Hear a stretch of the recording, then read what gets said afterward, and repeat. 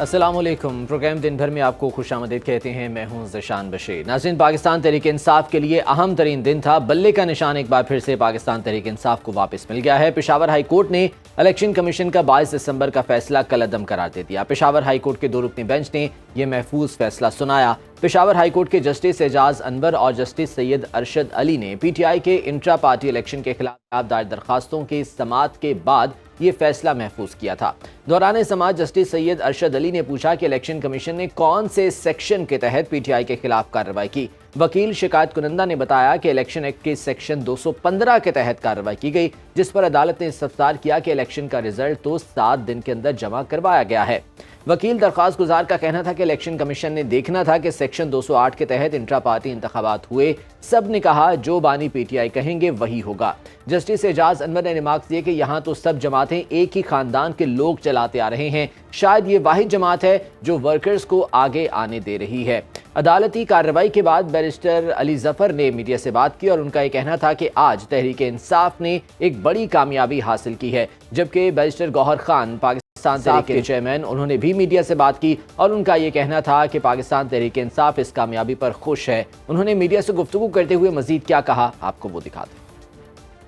پاکستان نے symbol bat کا غیر قانونی آرڈر کے ذریعے چھینا تھا، اس آرڈر کو کالعدم قرار دے دیا ہے اور ساتھ یہ کہا ہے کہ فی الفور جو بیٹ سمبل ہے پی ٹی آئی کو واپس دیا جائے۔ اس کے بعد پی ٹی آئی کو یہ الیکشن جیتنے سے کوئی نہیں روک سکے گا۔ الیکشن کمیشن نے ہمیں ہر محاذ پہ ڈیفیٹ کرانے کی کوشش کی تھی، ہم سے بالکل ناجائز طور پر یہ نشان روک لیا تھا۔ پشاور ہائی کورٹ نے ایک تاریخی فیصلہ دے دیا اور بلے کا نشان ہمارا ریسٹور ہو گیا ہے۔ ٹکٹوں سے ریلیٹڈ کنسلٹیشن کل مکمل ہو جائے گی اور انشاءاللہ تعالی کل شام کو ہم ٹکٹوں کا اناؤنس کریں گے۔ پشاور ہائی کورٹ میں گزشتہ روز بھی دلائل کا سلسلہ جاری رہا اور آج بھی بیرسٹر علی ظفر نے دلائل دیے۔ الیکشن کمیشن کے وکلاء کی جانب سے بھی دلائل دیے گئے، جس کے بعد یہ فیصلہ محفوظ کیا گیا تھا، جو کہ بعد ازاں سنا دیا گیا۔ کاشف عزیز پشاور سے ہمارے ساتھ موجود ہیں، ان سے اس بارے میں مزید جان لیتے ہیں۔ کاشف، بتائیے گا دوران سماعت کیا کارروائی ہوئی؟ بالکل، اس وقت میں پشاور ہائی کورٹ میں موجود ہوں۔ پاکستان تحریک انصاف کو پشاور ہائی کورٹ نے ایک بار پھر بلے کا نشان جو ہے وہ دے دیا ہے۔ 2 تاریخ کو ہونے والے انٹرا پارٹی انتخابات جو پشاور میں ہوئے تھے، الیکشن کمیشن نے اس کو غیر آئینی، غیر قانونی قرار دیتے ہوئے، کالعدم قرار دیتے ہوئے پاکستان تحریک انصاف سے بلے کا نشان جو ہے وہ واپس لیا تھا۔ 20 دسمبر کو پشاور ہائی کورٹ نے الیکشن کمیشن کا فیصلہ کالعدم قرار دیتے ہوئے پاکستان تحریک انصاف کو بلے کا نشان واپس دیا تھا۔ تاہم 3 تاریخ کو دوبارہ سماعت ہونے پر پاکستان تحریک انصاف سے بلے کا نشان جو ہے وہ واپس لیا گیا تھا اور الیکشن کمیشن کا جو فیصلہ تھا اس کو قانونی قرار دیا تھا اور 9 جنوری کو یعنی گزشتہ روز کا جو تاریخ ہے اس کو ڈی بی یعنی ڈویژنل بینچ میں سماعت کرنے کا جو درخواست ہے وہ کیا تھا۔ تاہم گزشتہ روز بھی پاکستان تحریک انصاف کے وکیل قاضی انور اور اس کے ساتھ بیرسٹر علی ظفر اور بیرسٹر گوہر زمان جو ہے اس نے اپنے دلائل پیش کیے تھے۔ دلائل سننے کے بعد جو ہے پشاور ہائی کورٹ نے آج بھی جو دلائل تھے وہ سنے ہیں، اس کے بعد فیصلہ جو ہے وہ محفوظ کیا تھا۔ تاہم تمام دلائل اور مواقف اور جو اپیلیں ہیں وہ سننے کے بعد پاکستان تحریک انصاف کو پشاور ہائی کورٹ نے ایک بار پھر بلے کا نشان جو ہے وہ دیا ہے۔ بلے کا نشان ملنے کے بعد پشاور ہائی کورٹ میں انصاف لائر فورم کے جتنے بھی وکلاء ہیں انہوں نے جشن منایا اور بلے کو پاکستان تحریک انصاف کے جھنڈے کو ساتھ لہراتے ہوئے پاکستان تحریک انصاف زندہ باد کے نعرے جو ہے وہ لگائے ہیں۔ جی کاشف عزیز ہمیں پشاور سے اس سماعت کی کارروائی کے بارے میں آگاہ کر رہے تھے۔ قانونی رائے بھی اس حوالے سے جان لیتے ہیں۔ ہمارے ساتھ موجود ہیں جسٹس ریٹائرڈ شائق عثمانی صاحب اور ہمارے ساتھ موجود ہیں نصیر الدین نیر صاحب۔ بہت شکریہ آپ دونوں مہمانوں کا۔ شائق عثمانی صاحب، آپ سے میں گفتگو کا آغاز کرنا چاہوں گا۔ سب سے پہلے تو یہ بتائے گا کہ پاکستان تحریک انصاف کے لیے کتنا بڑا ریلیف ہے جو کہ پشاور ہائی کورٹ کی جانب سے انہیں ملا ہے؟ تو اس میں ریلیف تو سیاسی ریلیف ہے یہ کا قانونی طور پر جو ہے وہ فیصلہ انہوں نے دیا اور اسی اس وجہ سے دیا چونکہ جو الیکشن کمیشن کا جو موقف تھا وہ یہ کہ ان کی انٹرنل الیکشن جو ہیں وہ پہلے والے تو صحیح رپورٹ نہیں ہوئی تھی اور جب دوسری دفعہ ان کو الیکشن کرانے کے لیے کہا گیا تو انہوں نے الیکشن صحیح نہیں کرائے رولز کے مطابق اپنے جو ان کے رولز ہیں. تو اس وجہ سے انہوں نے کہا کہ ہم آپ کا جو الیکشن سمبل ہے واپس لیتے ہیں. اب جو ہائی کورٹ کی ججمنٹ میں نے پڑھی تھی، لیکن میرے خیال میں شاید ججمنٹ میں یہی ہوگا کہ جو دوسرا جو انہوں نے الیکشن کرایا تھا وہ صحیح تھا، اور اس کو صحیح مانتے ہوئے انہوں نے ان کو اجازت دے دی کہ آپ بلّہ اپنا استعمال کر سکتے ہیں. تو یہ ایک اچھی چیز ہے. اب یہ کہ الیکشن کمشنر کیا اس کو ایکسیپٹ کریں گے کہ نہیں کریں گے. اگر ان کو فی الحال تک کوئی اس کا جواز نہیں ہے کہ ایکسیپٹ نہ کریں، کیونکہ میرے خیال میں کل یا پرسوں ان کو اناؤنس کرنے ہیں جو سمبلز ہیں، اور وہ ان کے پاس کوئی چارہ نہیں کہ شاہد نہ عثمانی کریں. صاحب یہ فرمائے گا کہ کیا الیکشن کمیشن کے پاس یہ اختیار ہے کہ وہ کسی بھی جماعت کا انتخابی نشان واپس لے سکتی ہے؟ جی یہ تو الیکشن ایکٹ میں ہے کہ اگر کوئی الیکشن ایکٹ میں یہ ہے کہ اگر کوئی پارٹی جو ہے جب انٹرنل الیکشن جو کراتی ہے، اس کی ہر سال جو پارٹی کا ہیڈ ہے وہ ایک سرٹیفکیٹ دیتا ہے کہ ہم نے انٹرنل الیکشن کرائے. اور اگر وہ سرٹیفکیٹ نہیں دیتا تو اس صورت میں یا الیکشن نہیں کرواتا تو اس صورت میں چیف الیکشن کمیشنر کو یہ حق ہے کہ وہ اس کا سمبل جو ہے وہ واپس دے. ٹھیک، شاہد عثمانی صاحب ساتھ رہیے گا. نصیر الدین نیئر صاحب یہ فرمائے گا کہ قانونی لحاظ سے آپ سمجھتے ہیں کہ یہ جنگ پاکستان تحریک انصاف نے جیت لی ہے، یا ابھی اس میں اور بھی چیلنجز باقی ہیں ان کے لیے؟ کمیشن آف پاکستان یا کوئی بھی ایگریوڈ پرسن سپریم کورٹ سے رجوع کر سکتا ہے. جہاں تک اس مرحلہ کا تعلق ہے، پی ٹی آئی نے نہ صرف یہ جنگ قانونی طور پہ جیت لی ہے بلکہ سیاسی طور پر بھی انہیں فتح نصیب ہوئی ہے.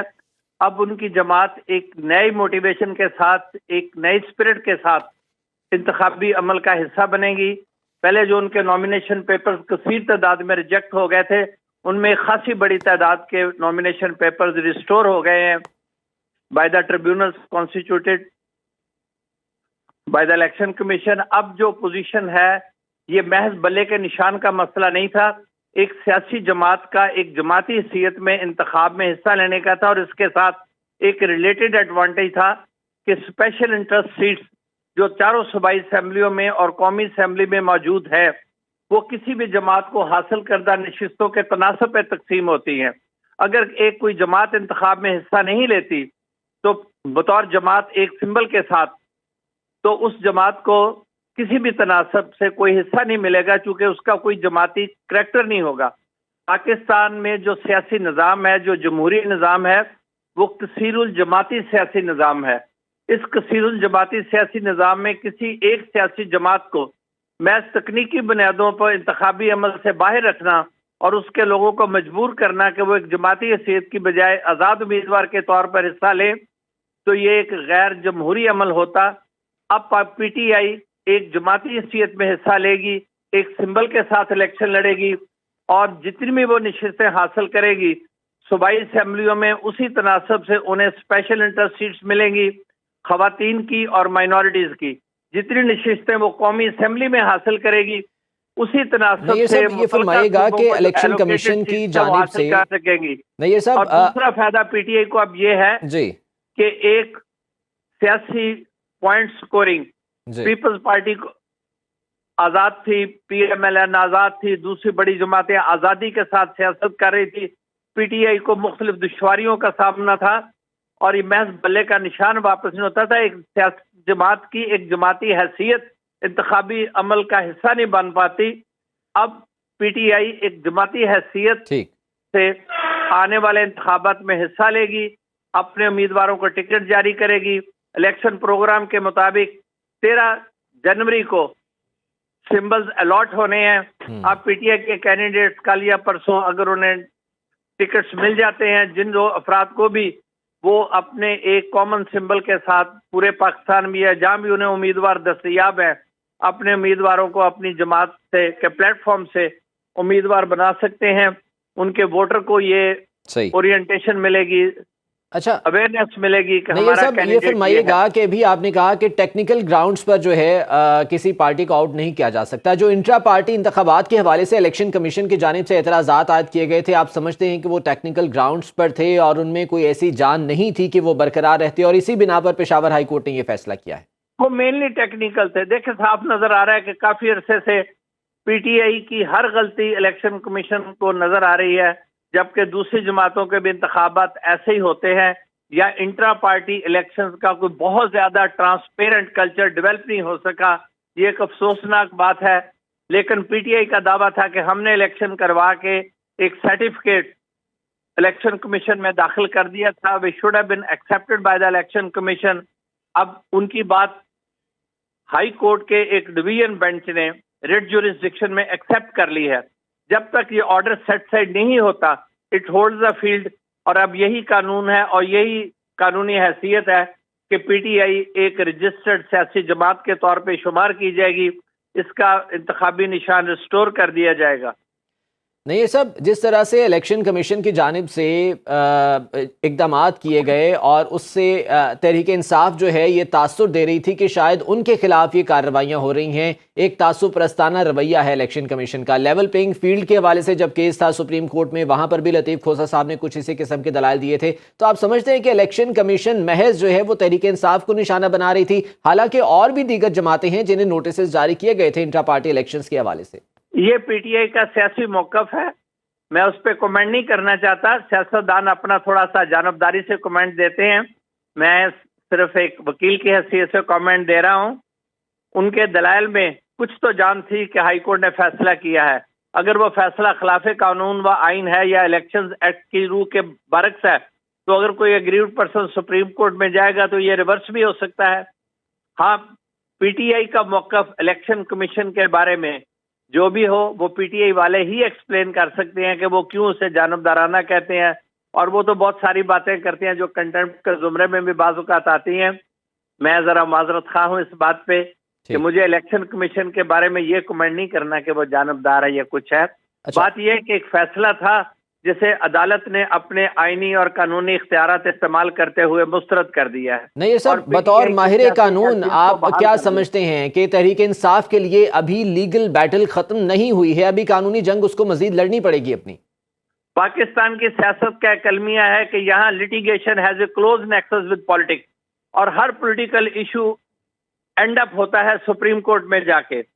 हमारा ये अलमिया है, हर सियासतदान की फेट सुप्रीम कोर्ट में डिसाइड होती है। हर पॉलिटिकल पार्टी की हर इशू, दुनिया के किसी मुल्क में इलेक्शंस हो रहे हो तो इतनी ज्यादा इलेक्शन या पॉलिटिक्स या पॉलिटिशियन से रिलेटेड लिटिगेशन नहीं होती जितनी पाकिस्तान में होती है। लेकिन हमारा ये कल्चर डेवलप हो चुका है कि politics has a very close nexus with litigation and apex court is the highest level, कोई भी उससे नीचे नहीं रुकता। अभी पिछले दिनों ही देखें ताहियात नहली का मामला, कितना अरसा लोग इसका शिकार रहे, अब सुप्रीम कोर्ट ने ठीक है, तो ये मामला भी अब सुप्रीम कोर्ट जाता हुआ दिखाई दे रहा है। बहुत शुक्रिया आपके वक्त का। नसीरुद्दीन नैयर साहब माहिर कानून हमारे साथ मौजूद थे, रिटायर्ड शाइख उस्मानी साहब हमारे साथ मौजूद थे। आपके वक्त का भी बहुत शुक्रिया। अब देखना ये है कि इलेक्शन कमीशन का जो कल मुशावरती इजलास होने जा रहा है उसमें इस हवाले से क्या फैसला किया जाता है। अब कुछ बात कर लेते हैं कागजात नामजदगी के हवाले से, जिस पर अपीलों का सिलसिला भी जारी है और ट्राइब्यूनल्स में इन अपीलों की समाअत का आखिरी रोज़ है। मुख्तलिफ शहरों में क्या सूरत हाल है ये हम जानेंगे अपने नुमाइंदगान से। लाहौर से हमें अपडेट कर रहे हैं मोहम्मद वकास, और इस्लामाबाद से मोहम्मद अवैस हमारे साथ मौजूद हैं, जबकि अरबाब अली चांडियो हमारे साथ कराची से मौजूद होंगे। उनसे इस बारे में जान लेते हैं। पहले लाहौर की बात कर लेते हैं। वकास, बताइएगा लाहौर में क्या सूरत हाल रही, और अब तो कुछ ही वक्त बाकी बचा है इन अपीलों पर जो समाअत हैं, जो फैसला आना है उनमें कौन कौन सी ऐसी अहम अपीलें हैं जिनके फैसले आ चुके हैं, कौन सी अभी तक पेंडिंग में है? जी देखिए, लाहौर में तकरीबन तमाम ही जो अहम सियासतदान हैं उनकी अपीलों पर फैसले आ चुके हैं। आज अपीलों पर फैसलों का आखिरी रोज़ था और आज ही जो है वो मुख्तलिफ ट्रिब्यूनल्स ने जो है वो अपने अपने फैसले सुना दिए हैं। परवेज़ इलाही ख़ानदान को जो है वो इलेक्शन में हिस्सा लेने की इजाज़त नहीं मिली। परवेज़ इलाही ने 2 कौमी और 4 सूबाई असम्बली के हलकों से जो है वो कागजात नामजदगी जमा करवाए थे, जिसे रिटर्निंग अफसर ने मुस्तरद किया। उसके बाद अब ट्रिब्यूनल्स ने भी उन कागजात को मुस्तरद किया है। इसी तरह मोनस इलाही, कैसरा इलाही के भी नॉमिनेशन पेपर एक्सेप्ट नहीं हुए। इसी तरह बानी पीटीआई के लाहौर के हल्का NA 122 से नॉमिनेशन पेपर एक्सेप्ट नहीं किए गए, जबकि NA 130 से डॉक्टर यास्मीन राशिद को इलेक्शन में हिस्सा लेने की इजाज़त मिल गई है। लाहौर के हल्का NA 130 से साबिक वज़ीर आज़म नवाज शरीफ के कागजात नामजदगी मंजूरी के खिलाफ जो अपील थी उसे रद्द कर दिया गया है और नवाज शरीफ को इलेक्शन के लिए अहल करार दिया गया है। इसी तरह حلقہ N119 میں مریم نواز کے خلاف جو اعتراضات عائد کیے گئے تھے انہیں بھی رد کر کے ان کے کاغذات نامزدگی کو کلیئر قرار دیا گیا ہے۔ شہباز شریف کے حلقہ N123 سے کاغذات کو درست قرار دیا گیا ہے۔ اسی طرح اگر ہم صوبائی اسمبلی کی نشستوں کی بات کریں تو آج پاکستان تحریک انصاف کے کئی جو لاہور سے جن کا تعلق ہے امیدوار ہیں کہ ان کے کاغذات نامزدگی منظور کیے گئے ہیں۔ PP 169 سے میاں محمود الرشید کے کاغذات نامزدگی منظور کیے گئے ہیں۔ PP 160 سے اعظم خان نیازی کے کاغذات نامزدگی منظور کیے گئے ہیں۔ PP 166 سے امتیاز بڑائش کے کاغذات نامزدگی منظور کیے گئے ہیں۔ تو اسی طرح جتنے بھی بڑے بڑے سیاسی رہنما تھے ان کی آج قسمت کا فیصلہ ٹریبونل نے کر دیا ہے۔ اب لاہور ہائی کورٹ کے چیف جسٹس نے ٹریبونلز کے فیصلے کے خلاف 3 رکنی فل بینچ بھی تشکیل دے دیا ہے، جہاں پر درخواستیں دائر کرنے کا سلسلہ بھی شروع ہو چکا ہے اور شاہ محمود قریشی نے اپنے ٹھیک ہے، لاہور ہائی کورٹ میں اب یہ معاملہ گیا ہے، اب دیکھنا یہ کہ وہاں پر کیا صورتحال ہوتی ہے۔ وقاص صاحب ساتھ رہیے گا۔ محمد اویس صاحب کی جانب آؤں گا، یہ بتائے گا اسلام آباد میں کیا صورتحال رہی اور کتنی اپیلیں آج نمٹائی گئیں جن کے فیصلے آ گئے ہیں؟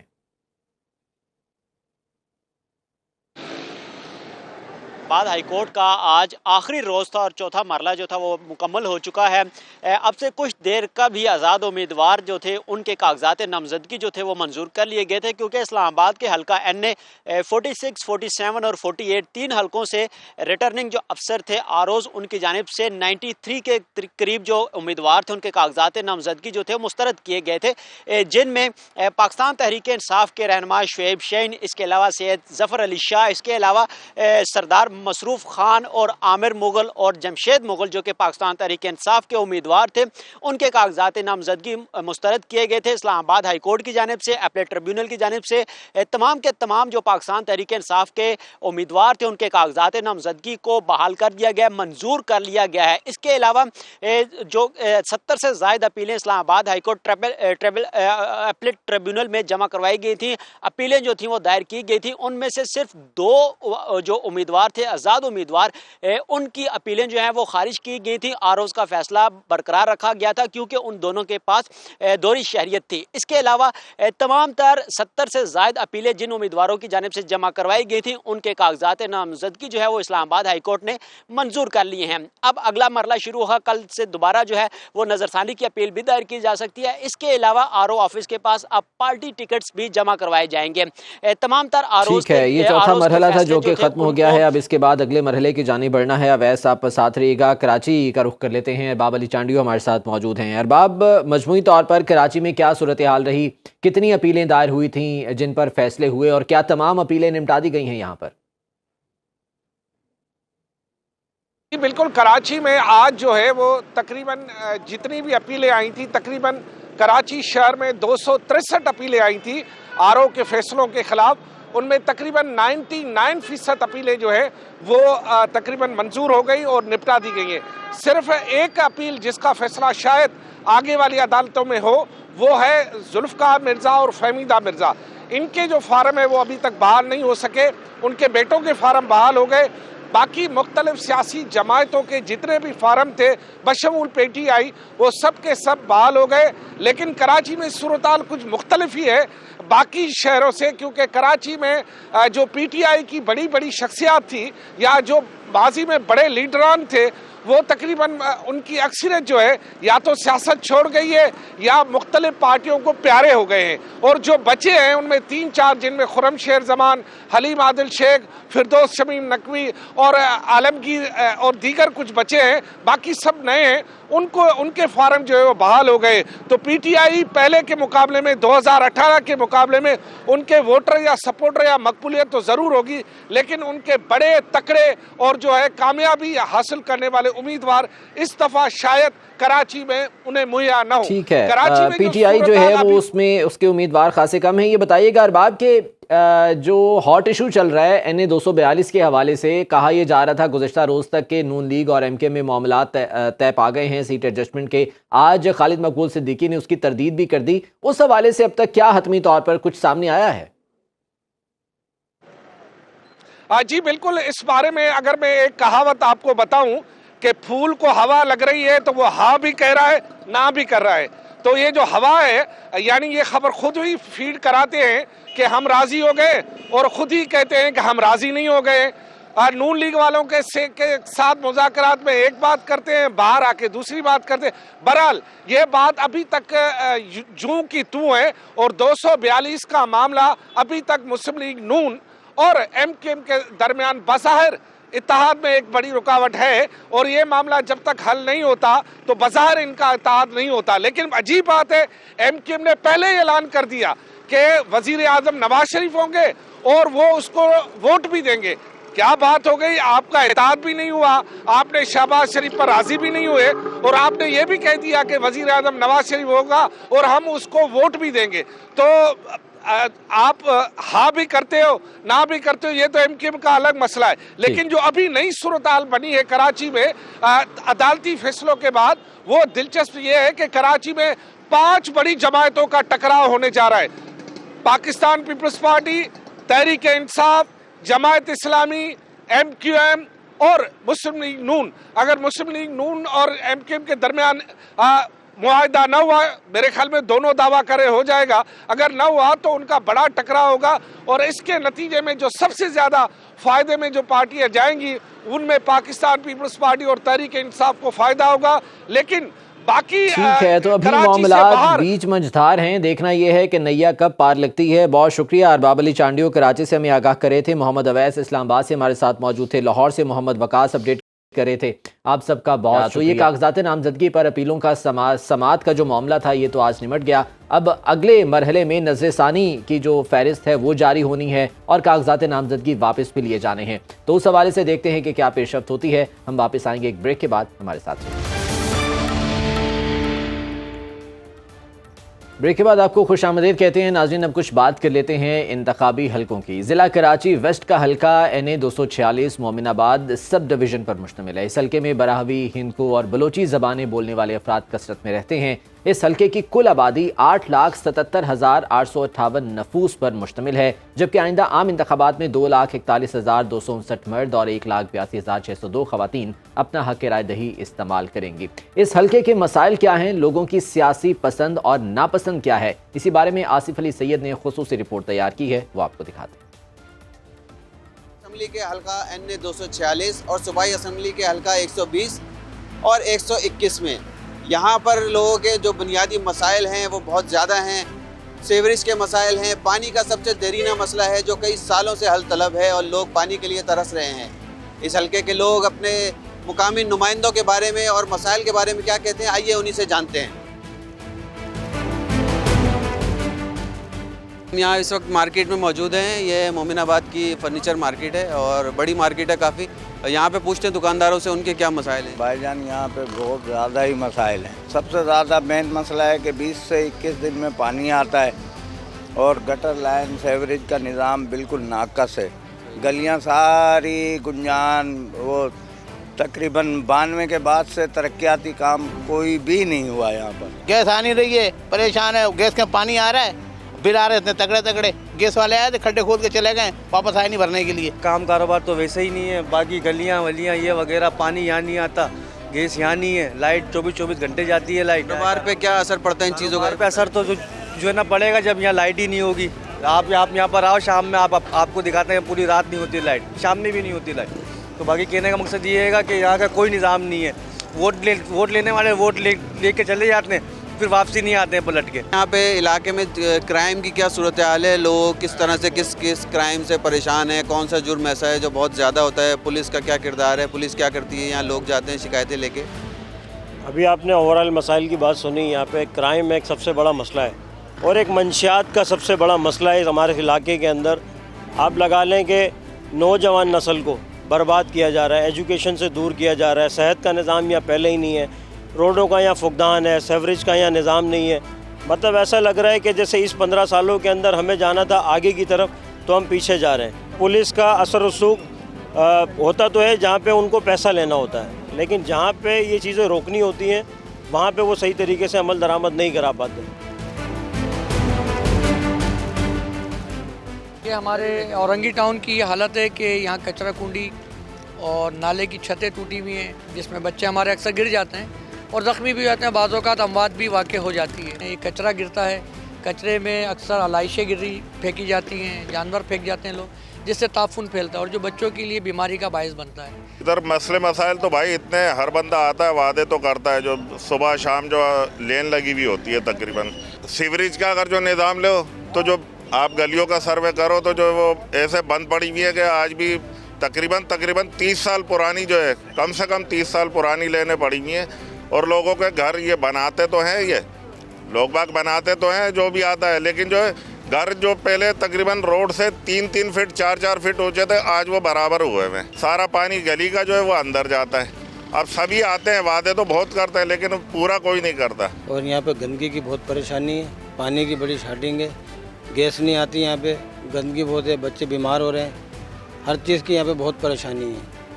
یہ جو نالا کھلا ہوا ہے اس میں کوئی حادثات بھی ہوتے ہیں کہ یہاں بچے گر جاتے ہیں؟ بالکل، بچے اچھے گر جاتے ہیں، یہاں پہ 2-3 بچے گر چکے ہیں۔ یہاں پر یہ جو کچرا آپ اس وقت دیکھ رہے ہیں یہ تقریباً لگ بھگ 10 سال سے یہاں موجود ہے، اور جس کی وجہ سے یہ مین روڈ ہے یہاں کا، مین 8.5 کا مین روڈ ہے جو یہاں سے ہاسپٹل کی طرف جاتا ہے، لیکن یہاں سے 10 سال سے اس روڈ کے بند ہونے کی وجہ سے مختلف قسم کے حادثات بھی ہوئے ہیں، اور یہ کچرا آپ پورا دیکھ سکتے ہیں کہ پورا روڈ یہ بند ہوا ہوا ہے، جس کی وجہ سے ون وے ہے، اور ون وے کی وجہ سے پبلک ٹرانسپورٹ جو ہے وہ ون وے پر ٹرانسفر ہو رہی ہے، جس کی وجہ سے کئی حادثات کا بھی یہاں پر لوگ شکار ہوئے ہیں۔ پانی جب بہت زیادہ یہاں پہ آتا ہے مومن آباد کے علاقے میں تو کیا صورتحال ہوتی ہے بتائیے گا، اور ادارے کہاں ہوتے ہیں اس وقت؟ ادارے سو رہے ہوتے ہیں اور ہم لوگ کو سمندر جانے کی ضرورت نہیں ہے، ہم یہیں پر ہی انجوائے کر سکتے ہیں، سب بارش کے پانی سے نالے بھر جاتے ہیں اور سارے ادارے سو رہے ہوتے ہیں لیاب اوڑھ کے، سردیوں کی تو لیاب اوڑھیں گے، نہیں تو پھر چادروں میں گھسے ہوئے ہوں گے، گھر کے اندر ہی ہوتے ہیں، باہر نکلنے کی ان کو توفیق نہیں ہے۔ بھائی یہی صورتحال ہے کراچی کا، بیڑا غرق کر دیا ان لوگوں نے۔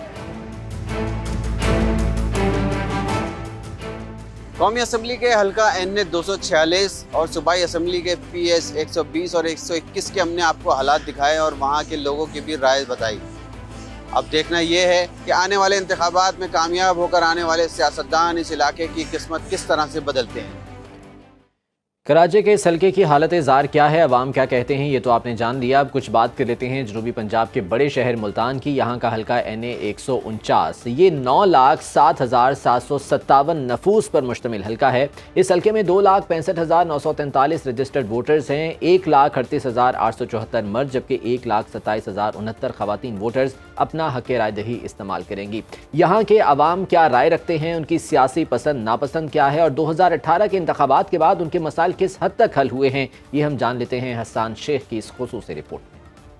آج ہم بات کریں گے ملتان کے حلقہ NA 149 کی، جو کہ آئندہ عام انتخابات میں سب سے زیادہ اہمیت اختیار کر چکا ہے۔ گزشتہ عام انتخابات میں 2018 کے الیکشن میں تحریک انصاف کے ملک عامر ڈوگر جو ہے یہاں سے فتح یاب ہوئے تھے۔ اس حلقے کے بنیادی مسائل کیا ہے، کیا ان میں جو ہے ترقیاتی کام ہوئے ہیں یا نہیں ہوئے، بنیادی مسائل حل کیے گئے ہیں کیا نہیں کیے گئے، انہی حلقے کے علاقہ مکینوں سے جانتے ہیں۔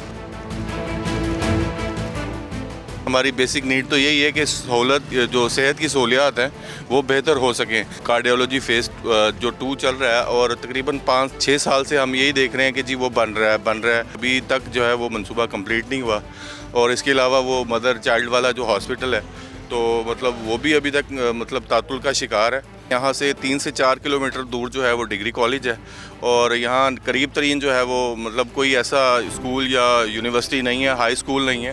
پانی کے بہت مسائل ہیں، پینے کا صاف پانی نہیں ہے، بالکل لوگ بہت پریشان ہیں، بہت زیادہ۔ یہاں پہ گند پھینک دیتے ہیں، 5 سے 6 مہینے اٹھانے نہیں آتے، سمیل اتنی ہوتی ہے، اور آپ کو یہ آپ خود دیکھ لیں کتنی یہاں پہ گندگی ہے۔ اس وقت میں ملتان کے حلقہ NA 149 کے جو بنیادی روڈ ہے نوابپور روڈ، یہاں پر موجود ہوں، اور گزشتہ 4 سے 5 سال سے جو ہے یہ سڑک ٹوٹ پھوٹ کا شکار ہے۔ سیوریج لائن دوبارہ ڈالنے کی غرض سے جو ہے یہ سڑک کو اکھاڑا گیا، لیکن دوبارہ کب تعمیر کی جائے گی ابھی بھی اس کے اوپر جو ہے کوئی ڈیڈ لائن نہیں دی گئی۔ یہاں کے جو حلقہ مکین ہیں، جو علاقہ مکین ہے، ان سے مزید جانتے ہیں۔ جی سر، کیا کہنا چاہتے ہیں؟ تقریباً 4 سے 5 سال ہو گیا، ابھی تک یہاں پہ کوئی بھی کام نہیں کرایا، اور دوسرا یہاں پہ روڈ کا یہ سارا خستہ حال ہے، اور یہاں پہ ٹریفک کے لیے، دکانوں کے لیے ہر آدمی پریشان ہے، اتنے پریشان ہے کہ آپ سوچ بھی نہیں سکتے۔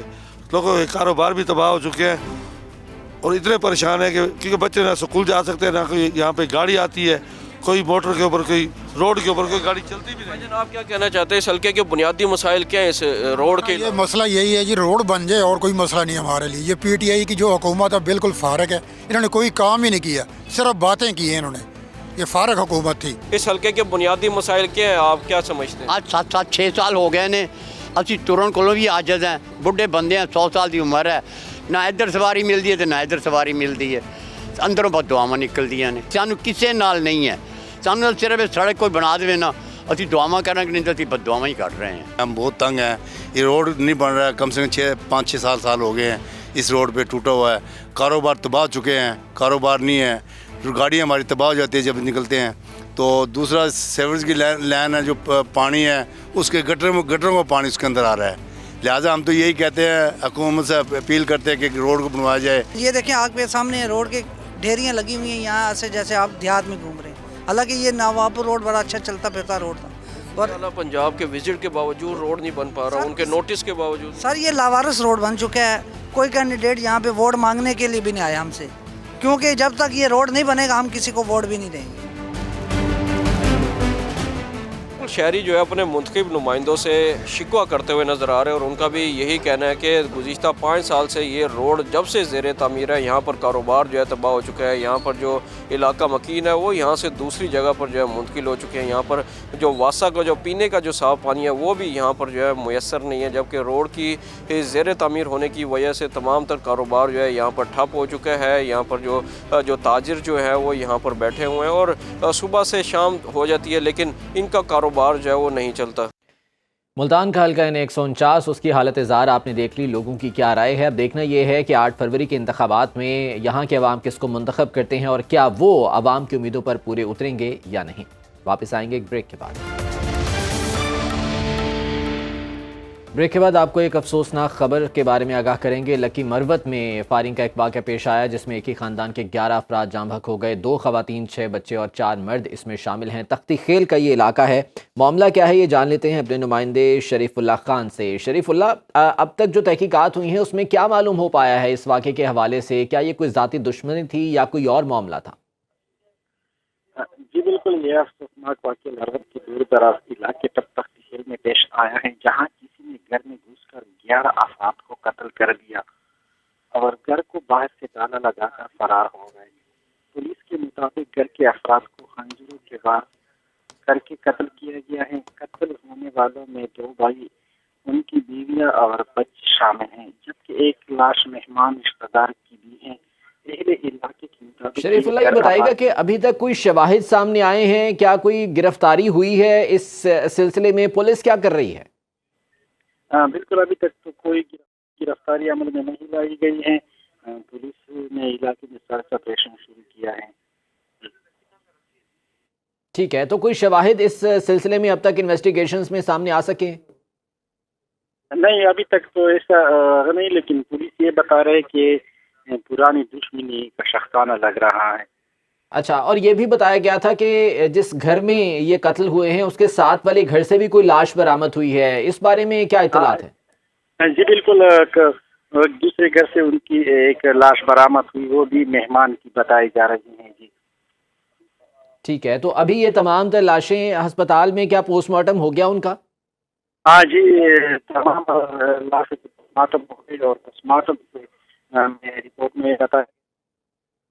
ٹھیک ہے شریف اللہ، ہمیں اس بارے میں آگاہ کر رہے تھے۔ ہم کوشش کریں گے کہ آنے والے پروگرامز میں جو ہے وہ تفتیشی افسر ان سے بھی اس حوالے سے جان سکیں کہ آخر یہ کیا معاملہ تھا اور اس کے کیا حقائق سامنے آئے ہیں۔ آج کے پروگرام سے اتنا ہی، مجھے اجازت دیجیے، اللہ نگہبان۔